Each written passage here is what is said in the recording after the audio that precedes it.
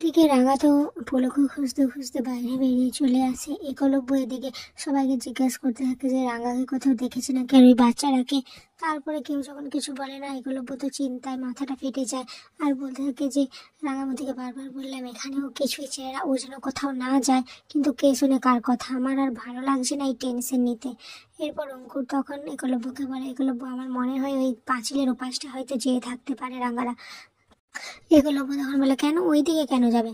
অঙ্কুর তখন বলে হয়তো বাথরুম। তখন একলব্য বলে হ্যাঁ এখানেই তো বাথরুম আছে, তাহলে ওখানে কেন?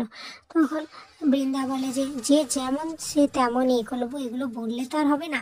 বৃন্দা তখন আবার বলে একলব্যকে, দেখো একলব্য এখানে আমরা এসেছি এনজয় করতে, আর আমরা কিন্তু অত কাউকে খুঁজতে পারবো না, এত হ্যাপা নিতে পারবো না।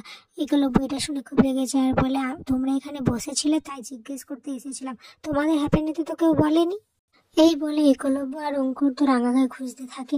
অপর দিকে দেখা যায় রাঙা তো ছুটতে ছুটতে সেই পুকুরটার কাছে চলে আসে। আর তখনই রাঙার ফোনে কেউ ফোন করে বলে, রাঙামতি তুমি এদিক ওদিক কোথাও দেখবে না, সোজা পুকুরের কাছে চলে আসো। রাঙা ফোনে বলে কে তুই, কে তুই? সেই লোকটা তো কিছুই বলে না, শুধু বলে পরে জানতে পারবে আস্তে আস্তে সব। এদিকে রাঙা যখনই পুকুরের সামনে এসে দেখে যে পলু জলের মধ্যে রয়েছে, পুকুরের মধ্যে পড়ে রয়েছে আর তলিয়ে যাচ্ছে, ঠিক তখনই রাঙা এক মুহূর্ত অপেক্ষা না করে পুকুরে ঝাঁপ দেয়। কিন্তু সে পলুকে অনেকটাই খোঁজার চেষ্টা করে, কিছুতেই খুঁজে পাচ্ছিল না। এদিকে দেখা যায় একটা লোক মাস্ক পরা আছে আর হাতে দড়ি নিয়ে দাঁড়িয়ে রয়েছে। এরপর যে ওয়েটারটা পলুকে জলে ফেলে দিয়েছিল সেই লোকটাকে চোখের ইশারা করে, এরপর লোকটাও জলে ঝাঁপ দেয়। এদিকে আহেরি, একলব্য, অঙ্কুরেরা সবাই মিলে তো রাঙাকে খুঁজে পাচ্ছে না। একলব্য তো চিন্তায় মাথাটা ফেটে যাচ্ছে। একলব্য তখন বলে কোথায় গেল মেয়েটা, দেখেছো কাণ্ডজ্ঞান দেখেছো, এভাবে না বলে গিয়ে কোথায় যে চলে যায় আমি বুঝতে পারি না। এরপর আহেরি তখন বলে আমার মনে হয় ওরা রেস্টুরেন্টের ভেতরেই রয়েছে, চলো আমরা রেস্টুরেন্টের ভেতরে যেয়ে খুঁজি, এখানে খুঁজে লাভ হবে না। একলব্য তো কিছুতেই মন চায় না যে রেস্টুরেন্টের ভেতরে যেয়ে খুঁজতে। এদিকে দেখা যায় রাঙা তো অনেক খোঁজের পরে পলুকে পেয়ে গেছে।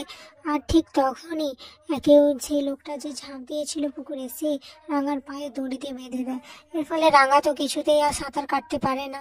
রাঙা অনেক কষ্ট করে তার কাছ থেকে নেল কাটার বার করে। আসলে একলব্য যখন ওকে তীর ধনুক নিতে না বলেছিল, ঠিক তখনই রাঙা কিছু বিপদ তো বলে কই আসে না, তার জন্য কিছু চামটি, গলতি আর নেল কাটা নিয়ে নিয়েছিল।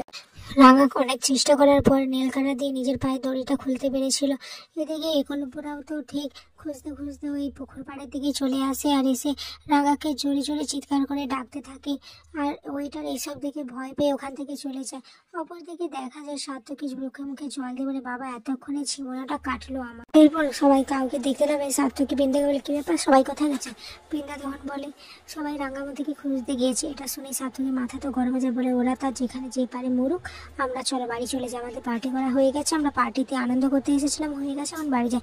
সভ্য তখনই বলে আরে এরকম করছিস কেন, বাচ্চাটা রাঙা, ওদেরকে না নিয়ে আমরা কিভাবে যাই বলতো বাড়িতে, তাছাড়া বাবা মা জানলে খুব কষ্ট পাবে, চিন্তাও করবে।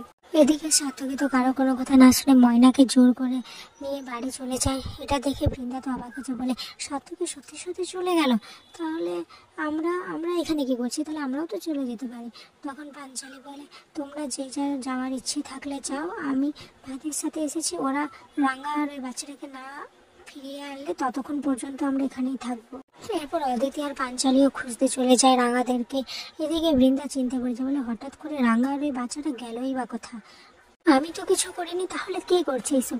আগের বারেও দেখলাম ওই অস্ত্র শস্ত্রগুলো তো আমি রাখিনি, তাহলে কি এর পিছনে অন্য কিছু রয়েছে? এরই মধ্যে সভ্যধন বলে ওরা খুঁজতে চলে গেল, আমরা এখানে বসে থাকলে খারাপ দেখাবে, চলো আমরাও যাই।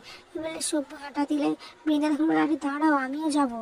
অঙ্কুরও চিৎকার করে রাঙাকে ডাকতে থাকে, কিন্তু কেউ কোনো সারা শব্দ দিচ্ছে না। ঠিক তখনই অদিতি আর পাঞ্চালি এসে বলে কি ব্যাপার, তোমরা রাঙাকে পেলে? অঙ্কুর তখন বলে না আমরা এখানে কোথাও পাইনি। আহেরি তখন বলে আমি বলেছিলাম না এখানে বেকার বেকার এসেছো, আমার মনে হয় ওরা রিসোর্টের ঘরের মধ্যে রয়েছে, যেখানে আমাদের আওয়াজগুলো ও শুনতে পাচ্ছে না।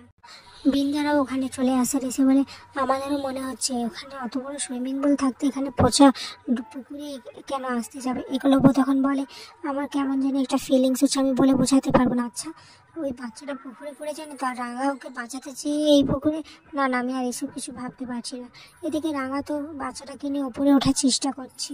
এরপর একলব্যটা ওখান থেকে যাওয়ার জন্য প্রস্তুত নিলে ঠিক তখনই দেখা যায় রাঙা বাচ্চাটাকে নিয়ে পাড়ে উঠে আসে। আর রাঙার তো চোখ দিয়ে দেখতে পাচ্ছে না, ওর শ্বাসকষ্ট হচ্ছে, আর ও জোর করে চূড়ানবাবু বলে চিৎকার করে ওঠে। এখানে আজকের পর্বটি শেষ হয়েছে।